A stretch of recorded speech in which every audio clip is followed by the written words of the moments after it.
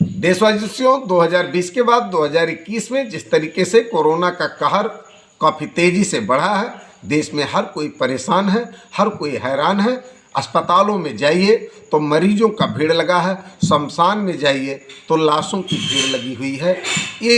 इन सब के पीछे कहीं न कहीं हमारे राजनीतिक दल, हमारे राजनीतिक लोग और हमारी सरकारें दोषी हैं, जिन्होंने आधुनिकता में हमको इतना आगे ला दिया कि हम प्रकृति और परमात्मा को भूल गए। जो परमात्मा, जो प्रकृति समान रूप से वो पक्ष विपक्ष नहीं देखती थी, अमीर गरीब नहीं देखती थी, सबको समान व्यवस्था देने का काम करती थी, उसे जब हमने छोड़ दिया तो आज हम सरकारों के पक्षपात के शिकार होते चले जा रहे हैं। ऐसे में मैं कहना चाहूँगा कि सरकारों का छोड़ भरोसा, देश को अपने स्वस्थ करो। अरे सरकारों का छोड़ भरोसा, देश को अपने स्वस्थ करो, परमात्मा और प्रकृति प्रेम कर पर्यावरण को स्वच्छ करो। वेदों में जो पूज्य वृक्ष हैं, वेदों में जो पूज्य वृक्ष है, अब भी कर लो संरक्षण। सूर्य देव को उठा कमंडल, चलो चढ़ाओ फिर से जल।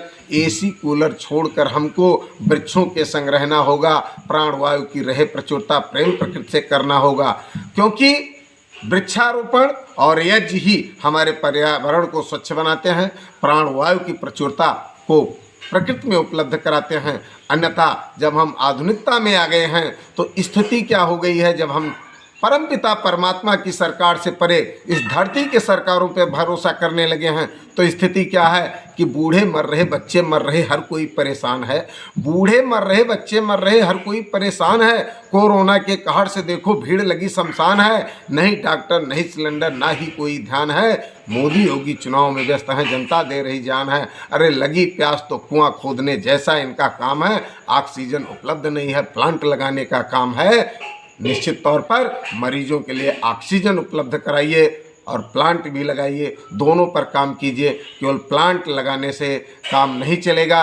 और जहाँ तक इस देश की सरकार, विशेष तौर पर योगी जी कहते हैं कि अस्पतालों में ऑक्सीजन की कोई कमी नहीं है, कहीं पर बेड की कोई कमी नहीं है, और जो लोग ऐसा अफवाह फैलाते हैं उनके खिलाफ मुकदमा किया जाएगा। तो आप देख सकते हैं ये आज तक की रिपोर्ट, ये लखनऊ के अस्पतालों की स्थिति दर्ज कराई योगी जी। मुकदमा दर्ज कराने से व्यवस्था नहीं सुधरेगी, संसाधन जुटाने से व्यवस्था में सुधार होगा। इससे पहले हालात क्या हैं लखनऊ के, वो भी हम आपको दिखाते हैं।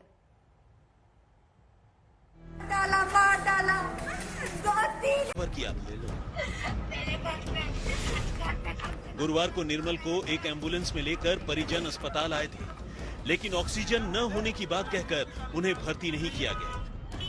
निर्मल की पत्नी और बेटी की चीखें अस्पताल के परिसर में सुनाई दे रही थी।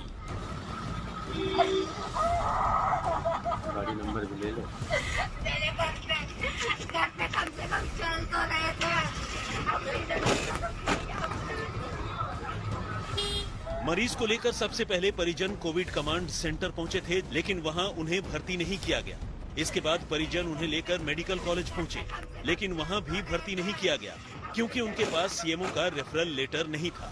मरीज का ऑक्सीजन लेवल 20% तक पहुंच गया था। हालात बिगड़ते जा रहे थे। ऑक्सीजन इसका एस्टिमेट 20% है, 1% नहीं लिया जा रहा है। SpO2 इसका बहुत लो है, वेंटिलेटर पेशेंट जा रहा है, यहाँ बोल रहे ऑक्सीजन नहीं है। तो क्यों यहाँ के कमांड से क्यों यहाँ पे करते हैं? मत भेजे ना, क्या जान दे दे। फुल ऑक्सीजन की चल रही है पूरी।